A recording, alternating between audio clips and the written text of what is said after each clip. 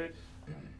Game week finally, Coach. Just tell us how. First of all, let's rewind through fall camp a little bit and tell how things went for fall camp. No, we had a great camp. We really have.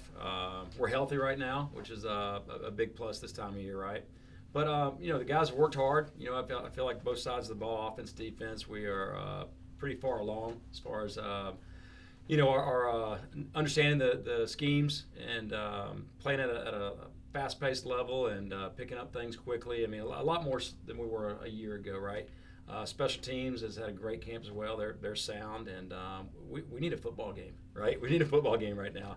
We've reached that juncture of camp to where we're tired of going against each other. We know what both sides are going to do almost on every snap. So game week is much needed. I'm sure we'll show up today at practice. The guys are going to be, a lot of energy, a lot of excitement. We're going to have to kind of calm them down a little bit. We don't need to be too excited until we get to Saturday. But been a great camp. Been a very healthy camp. Questions? Coach, you have not, I don't think you've mentioned about not naming the starting quarterback. And I don't know if this question or this angle has been proposed to you. But let me come up with maybe a new one. I don't know. Is it possibly not to tip off Tarleton too early? Well, I mean, look, they hadn't named a starter either, right? But I don't think there's any need to be honest. We got two very capable young men. Probably somebody's going to look at them and try to game plan both of them differently, but I think both bring a different element to the game, but at the same time, they both can run our offense just perfectly fine, I've never played two quarterbacks before. Will we? Not sure. We could. Not going to rule that out by no means, but, they both had a great camp. The decision is we've come through it, and the decision really came down to, one guy's protected the ball really good all camp. Not to say the other guy hasn't. Just one did a little bit better job. One guy can take it to the house from anywhere on the field. But we know what direction we're going, and that's kind of all that matters. Our job's to put some points on the board, and maybe sell more tickets. Right? You want to find out? Come to the game, huh? You'll be there, right, Rick? I will. I'll pay for a ticket. You'll pay for a ticket.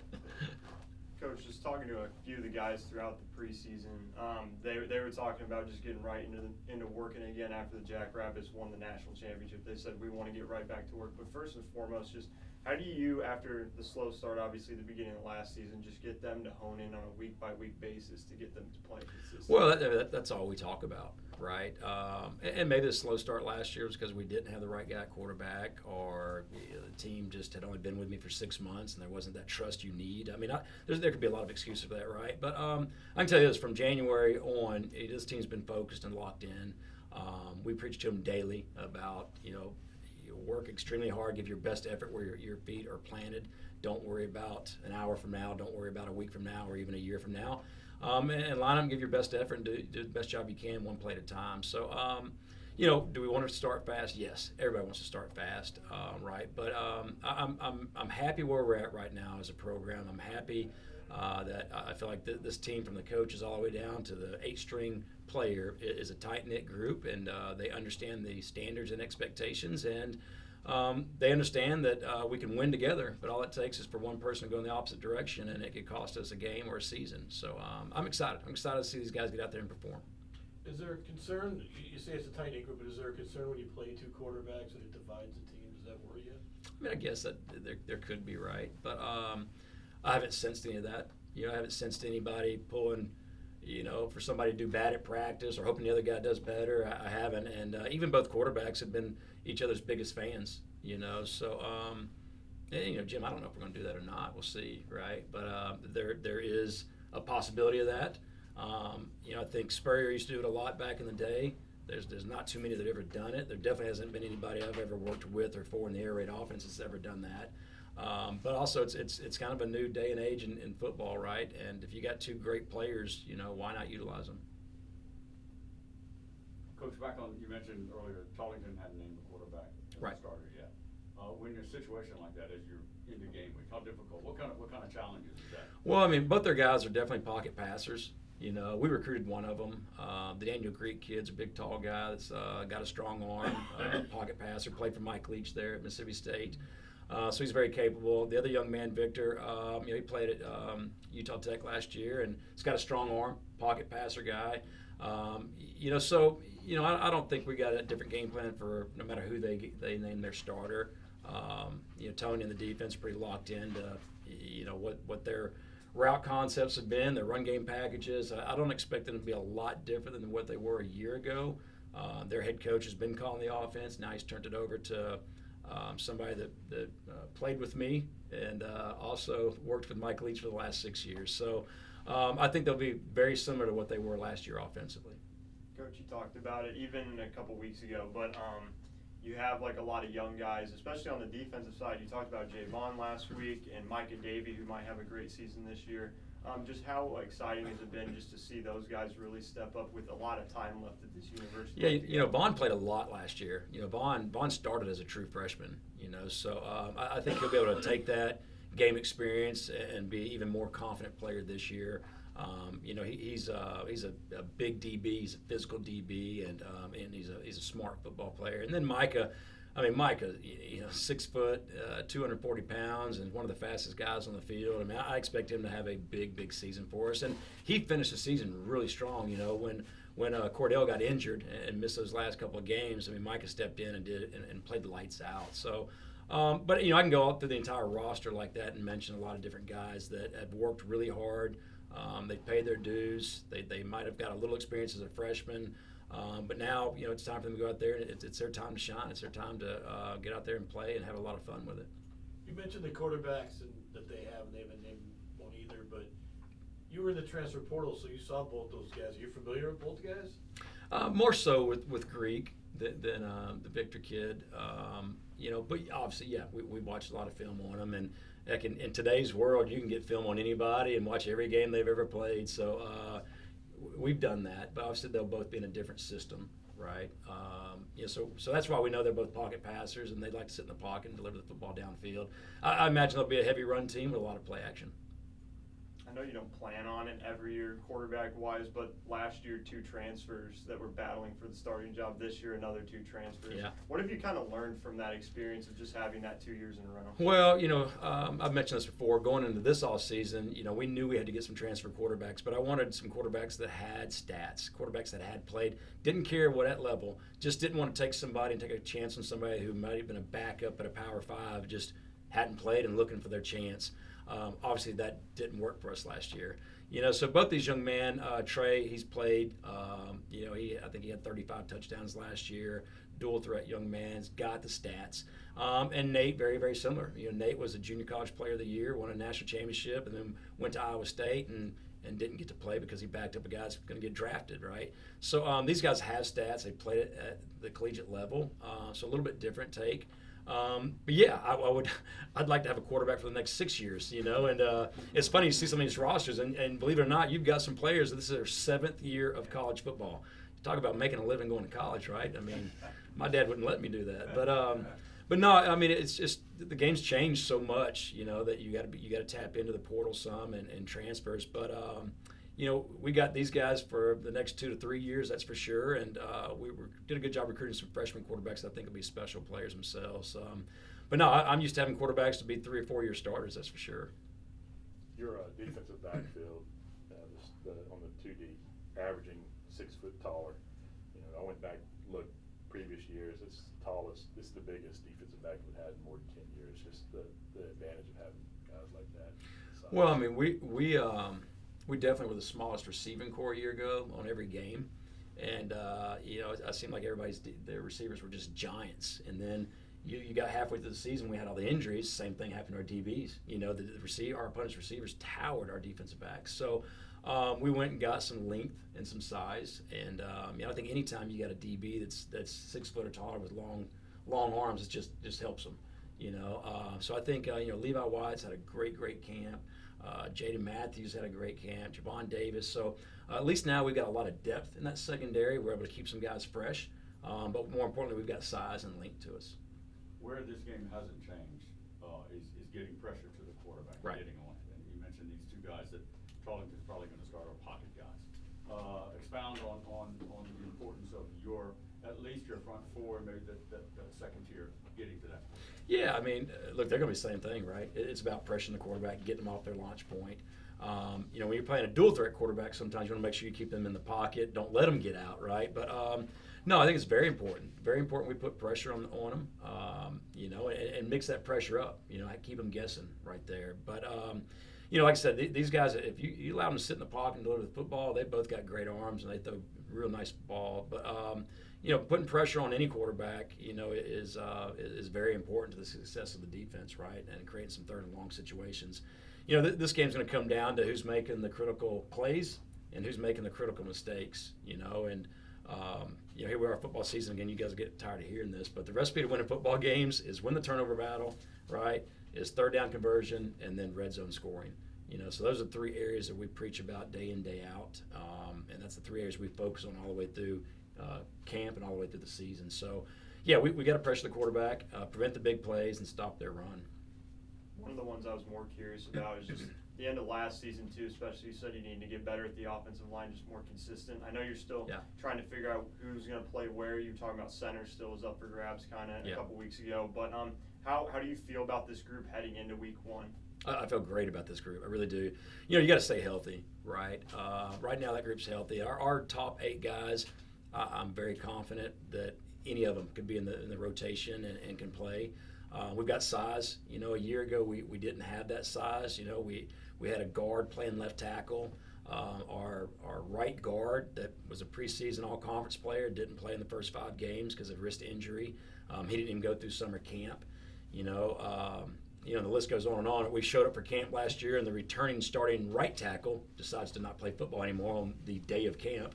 You know, so there was a lot in that group last year that just didn't go our way. But I am very happy with where we're at that front 5. You know, we are strong. We got size to us, and we've got experience. You know, so you got a strong front on either side of the ball. It helps. It goes a long ways. Have you fully decided who's going to be on that 5 when the week 1 starts? We have. We're going to talk to the one today that he'll be in the rotation, but we're going with the one starter at the center position. But yeah, I mean they're deserving of it, you know. And again, a lot like the quarterback battle between those 2. I mean, it really came down to, all the way to the very end of that scrimmage, and who graded out a little bit higher and who was a little bit more, you know, consistent with their snaps. You talk a little bit about Trey Winters. Yeah. I see him on the depth chart. Yeah. As a starter, talk about his progress and where he's been. Love the kid to death. I mean, I hope this turns out to be an amazing story. But no, when we got here, you know, he was recruited before we got here, but sat out that year before we got here. He's ineligible. So we got here as an offensive lineman, and Trey's giant. He's 350 pounds. He can do a one-arm pull-up. You know, he's just massive and extremely strong. But he just couldn't quite pick up, you know, some of the ins and outs of the O-line play. He was buried on the depth chart a little bit. So we decided this spring, like, you know, he's a giant. He's got to do something for us, and we were thin at the defensive line. So we moved him this spring to the D-line, and from day one has had the best attitude. You talk about a team player. He didn't skip a beat. Well, Coach, I hadn't done that since junior college, but, yeah, I don't mind doing that. I'll give it a try, Coach. So I had the great attitude and work ethic, and because of that, he's really developed into a guy that's going to play probably 30 snaps for us. And he's the one guy on the defensive line right now for us. Even on double teams, it's hard for us to get him to move at all. I mean, again, strong guy, it's 350 pounds. So we're really excited about Trey, but he is the definition of being a team guy through and through. I wish we'd have made this decision a year ago, right? Because I think this guy, 2 years playing on the D-line, I mean, somebody's going to come and look at him just because you can't recruit that size. You just can't. Ever since really the season ended, receivers was your challenge point. Yep. You've got more bodies in here. I just looked at your depth chart again. They're young, even some of the transfers. Give us a sense of your level of comfort with these guys, and in particular, what do you need to see from snap 1 for these guys to produce? Well, I mean, they've had their last 3 or 4 weeks has been great. I mean, every scrimmage they've made more plays. They've been more physical. We got size to them. You're right; they're inexperienced a little bit. So, you know, really, they're not battle tested yet, right? I mean, just game reps are different. You can't simulate a game. So I need to see them go out there in the game and compete at a high level, make those tough contested catches they have been for the last several weeks, be physical on blocks. and then be assignment sound. Sometimes it's easy for those receivers and DBs to fall asleep, and then all of a sudden he's running a post when he shouldn't be running a post. So I need to see them go out there and perform in the game just like they have the last several weeks in practice. And I'm excited about them. I trust them. They've earned that. But we're just not battle tested yet. So we need to go out on the field and do that. And I'll say this: the quarterback play is a lot better, and that makes the receiver play better, right? What has Coach Roundtree meant to that group? Discipline, stability, right? Look, Coach Tree's done it at the highest level. He's a great receiver at Michigan. Had a cup of coffee in the league. So they respect Coach Tree. But Tree's done a great job developing those guys, get in and out of breaks, point of contact, and holding a high standard for them. If you're not blocking, you're not going to play for us. We got enough receivers in that room now where the competition is going to make us all better. And we probably didn't have that a year ago, right? We had a handful of guys, and that was about it. And, we weren't happy with some of the guys that didn't block very well, but we couldn't do a whole lot about it at the time. And I think having a deep room, puts these guys on point as far as, all right, if I really want to play, I got to do these other things that don't necessarily come along with the receiver just catching the football. I don't know if anybody's asked about this, but Jalen, is he good for week 1? He's all set to go. Okay. Enjoy your rock and roll. And I asked this upstairs, but with all the depth in that, all your packages are in? Yeah, our entire offense is in. Yeah, entire offense is in. Absolutely. There's some things obviously that I feel we're a lot better at than some other things, right? But no, the entire offense is in, and we've had a really good summer and a really good camp offensively and defensively as far as them understanding the schemes. What will be the difference? Because last year you couldn't really rotate defensive lines. You couldn't do a lot of things that you wanted to do. Yeah. How much different will this be? It'll be a lot different. It will. We didn't rotate DBs. We couldn't. We just couldn't. I think we had 4 to finish the season, So we'll be able to keep those guys fresh. There'll be a rotation with those guys. It's funny, I always ask this question to the defensive coaches just to kind of get under their skin, but how come the offensive line can play all 85 snaps in a game, but the D-line's got to rotate after every 4 or 5? And I know we got a defensive guy in the room. He wants to answer so bad right now, but no, we'll have a rotation on the defensive line as well to keep those guys fresh. It's about staying as fresh as long as you can, and come fourth quarter, who's going to make the big plays. Back to that offense, Jim mentioned about one of the assistants, but Neugebauer. Neugebauer. Mm-hmm. Offensive coordinator. You got past association with him as a player, as a coach under you. Yeah. How much is he going to be in your ear? What kind of sense of game time? A lot. Yeah, we're going to call the game together. There's no doubt about it. I trust him. It's a little scary, and he played for me. Then he worked for me for about 6 years. Then he went off and did his thing, and I had a chance to get him back. But a lot of times we're thinking the same exact thing. Before I can get out of my mouth, he said it, or before he can get out of his mouth, I've said it. So we're definitely on the same page of how we want to attack and our offensive philosophy, and that helps me tremendously, right? Because when you call a play, I'm not watching the game. I've called a play, and immediately I'm back on the plan for, okay, if this is a pass and we're 2nd and 10, what am I going to next, or vice versa? If it's a run right here, and now it's going to be 2nd medium. All right, how do I want to call the next play? So I'm always trying to stay a play ahead of the play call. But now having him help me with that is just going to help us go a lot quicker and smoother. So it's a big plus in my eyes. Early in my career, when me and Hal Mummy's son, Matt Mummy, we were co-coordinators together for, 6 years together at Southeastern and then at New Mexico State together. People would always ask us, how does that work? Actually, it works great, especially if it's somebody that you trust and knows exactly what you're trying to do, your offensive philosophy. So it's 2 minds are better than one, so he's going to help and be in my ear the entire game. How much more comfortable are you this year going in? A lot, and it goes back, and it sounds weird to some, but it goes back to I trust this team. This team trusts the coaching staffs. It's not who's the new sheriff in town. Why do we have all these new rules and policies? Like, they didn't even recruit me. There's so many excuses, and we fight against that every single day, and we tell them, no excuses, and we don't want anybody to make excuses for us. But the level of trust from top to bottom, it does take a little bit of edge off of everything, right? And I know we're not going to be perfect. I know we're going to go out there and still have mistakes. But these guys know that we're going to coach them hard. We're going to love them even harder. And we just want them to be great one play at a time and give their best effort. So a lot more comfortable than a year ago. Back to your comment about Bauer helping you and to speed it along, snapping your fingers.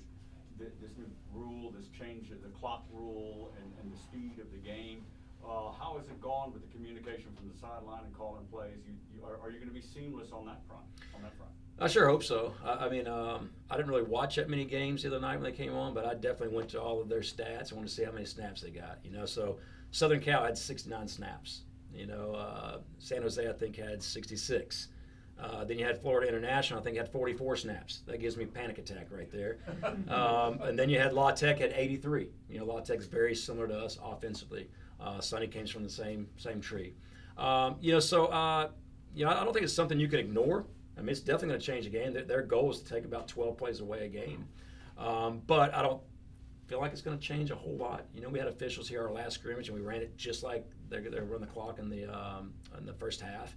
And there wasn't a difference. Besides you got to know they're going to stop that clock inside 2 minutes. But if it's 2:02 on the clock and you run a play, they're not going to stop that clock until that next play's over. So there's a little give and take right there. You probably got to be in tune. You could lose 10, 15 seconds if you're out of timeouts. So you got to be kind of fine-tuned into the clock in those situations. But other than that, not a whole lot's going to change. I mean, they're still going to, if you go out of bounds on your sideline, they're still going to hold the substitution rule up and let the defense get on the field. I'm sure there are some programs that are wanting to really milk the clock and shorten the game a lot.